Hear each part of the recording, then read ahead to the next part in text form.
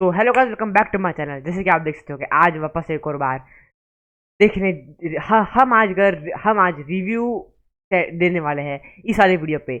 आप लोग इसको सब्सक्राइब कर सकते हैं, एको टेल्स। हम लोग इसकी वीडियो पे रिव्यू देने वाले हैं क्योंकि इसने हमको बताया कि हीरो ब्राइम हीरो ब्राइम जो है हमारे माइनक्राफ्ट के अंदर, आप लोगों ने बहुत सारे वीडियोस में देखा होगा। और हीरो ब्राइम क्या है, कैसे हीरो ब्राइम का ओरिजिन हुआ, ये सब हम इस वीडियो के अंदर जानने वाले हैं। मतलब इस बंदे ने सब कुछ बताया है।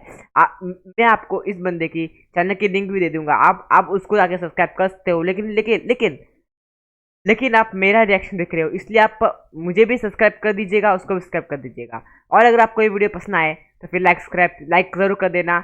और देखो, इसको भी लाइक करना मत भूलना। देखो, इस वाले वीडियो को लाइक हमने भी लाइक कर दिया है, तो हम अपने जो क्वालिटी है उसको हम रख देते हैं एकदम 1000 पे।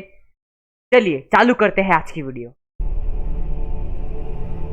तो एकदम खतरनाक सी हो रहा है। जहाँ तक मुझे याद है, हम दोनों ने एक ही जगह से शुरुआत की थी, पर एक जैसी कंडीशन होने के बावजूद आज हम दोनों बिल्कुल ही अलग जगह पर खड़े हैं। हेरोब्राइन, आखिर ऐसा क्या हुआ जिसने तुम्हें इतना बदल दिया? स्टीव ने हेरोब्राइन से कहा। एक जैसी कंडीशन? क्या मजाक है? तुम जैसा कमजोर जीव गलती से भी कभी मुझे खुद से कंपेयर मत करना। जैसे कि आप देख सकते हो गाइस, इसके अंदर मतलब है ना, ये अपना नॉर्मल स्टीव और हीरोब्राइम के बीच में कन्वर्सेशन चल रही है। मैं तुमसे बढ़िया था, हूँ और रहूंगा।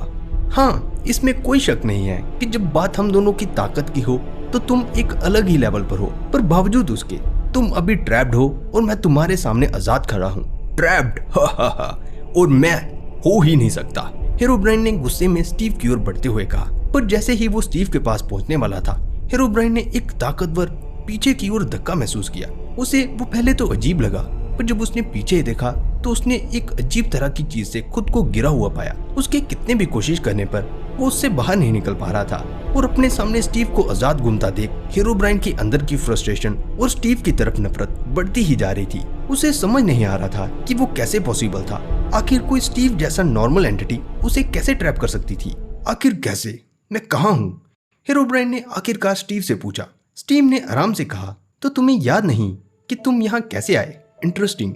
हेरोब्राइन ने कंफ्यूजन में पूछा कि क्या याद नहीं है? स्टीव ने कहा, इसकी शुरुआत में कुछ भी इंटरेस्टिंग नहीं है, पर तो गाइस अभी इसके अंदर है ना, हमको है ना बैक की स्टोरी दिखाएंगे तो पहले क्या हुआ था। तुम्हारे यहाँ ट्रैप होने की कहानी हम दोनों की सबसे पहली मुलाकात से शुरू होती है। अभी ये सब दिखा रहे हैं हम लोग को। मुझे आज भी याद है कि उस दिन कुछ भी खास नहीं था।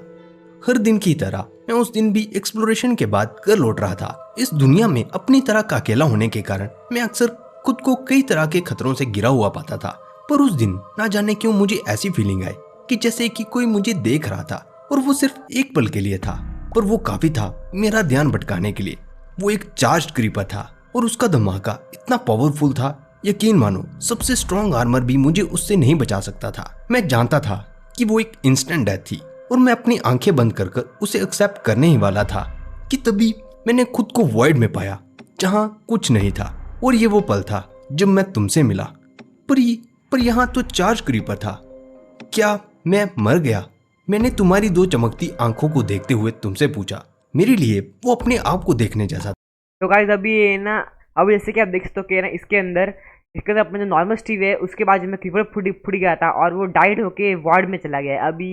अभी अपने हीरो प्राइम और ये अपने स्टीव के बीच में कन्वर्सेशन चल रही है। मेरा एक वर्जन जो बहुत ज्यादा ताकतवर हो और जिसे सब कुछ पता हो। मैंने तुम तक पहुंचने की कोशिश की, पर अचानक से एक बहुत तेज लाइट चमकी और मैंने पाया कि मैं अपने घर पर था। क्या वो कोई सपना था? मैंने सोचा। वहाँ क्रीपर के धमाके का निशान तो था, पर मैं अब भी वहीं था। वो कोई सपना नहीं हो सकता था। तो फिर मैंने कुछ समय पहले वहाँ क्या देखा था? क्या वो कोई हीरो था या सिर्फ मेरा वहम? मैंने खुद से पूछा। मैं जानता था कि कोई भी मेरी कही बात पर यकीन नहीं करने वाला था, पर मैं जानता था कि उस समय उन दो चमकती आंखों ने मुझे बचाया था, और वो मेरे लिए किसी हीरो से कम नहीं था। और मैंने सोच लिया था एक दिन मैं उसको ढूंढूंगा और उसे शुक्रिया कहूंगा, पर मैं कहाँ से शुरू करता? मैं तो ये भी नहीं जानता था कि मैं कौन था, और आखिर मैं इस दुनिया में कैसे आया था। मेरी तुम्हें ढूंढने की हर कोशिश बेकार थी। हर एक एक्सप्लोरेशन इस तरफ इशारा करती थी कि तुम एग्जिस्ट नहीं करते। इकलौती चीज जो कुछ हद तक हमसे मिलती थी वो थी ज़ोंबीज, पर वो भी किसी काम की नहीं थी। इतने सारे सवाल पर कोई भी जवाब नहीं। मैं जानता था कि तुम एग्जिस्ट करते थे, और अगर तुम उस दिन ना होते तो शायद मेरी स्टोरी उस क्रीपर के साथ ही खत्म हो जाती। इसलिए मैंने एक बार फिर शुरुआत से चीजों को जोड़ने की कोशिश की। मैं जानता था कि मैं कोई जरूरी पीस मिस कर रहा था तुम्हारी मिस्ट्री का। मैंने सोचा क्या इस सब का जवाब सोल एनर्जी में था, एक फॉरबिडन मैजिक फॉर्म जिसका विलेज में नाम लेना भी क्राइम था। पर उस समय मुझे जवाब चाहिए थे। मुझे विच ने वार्न भी किया कि जिस रास्ते पर मैं जा रहा था वो सबको खतरे में ला सकता है, और भले ही मैं कुछ अच्छा करना चाहता हूँ पर विलेजर कभी मुझे उसके लिए एक्सेप्ट नहीं करेंगे। मुझे किसी चीज की परवाह नहीं थी। मैं विच से ज़ॉम्बीज को ठीक करने की तो आज अभी इसके अंदर ना बैक स्टोरी बता रहे हैं कि ना ये अपना हीरो ब्राइम उसके अंदर पैक कैसे हुआ। विच क्राफ्ट सीखने के लिए भी तैयार था। वो काम तो करती थी पर ये विच भी कभी नहीं जान पाई कि वो नॉर्मल ज़ॉम्बीज पर काम क्यों नहीं करता। मेरे फेलियर के बाद विच ने मुझे समझाने की कोशिश की कि मैं अपनी रिसर्च में पागल हो रहा हूँ और वो नहीं चाहती थी कि मैं भी उसकी तरह एक आउटकास्ट बन जाऊँ। पर क्या मैंने उसकी वार्निंग सुनी? नहीं, बिल्कुल नहीं।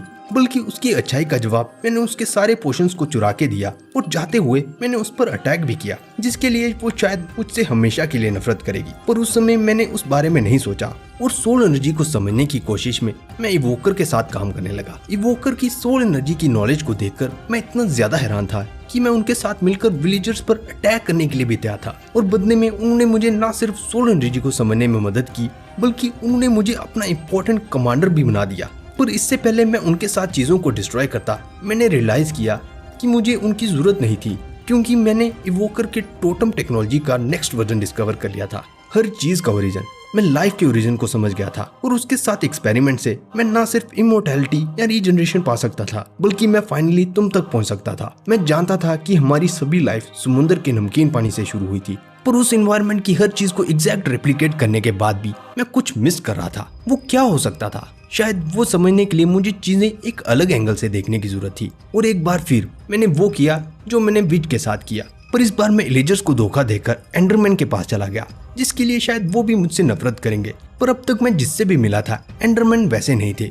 ना जाने क्यों उनके साथ मैंने एक अजीब कनेक्शन महसूस किया।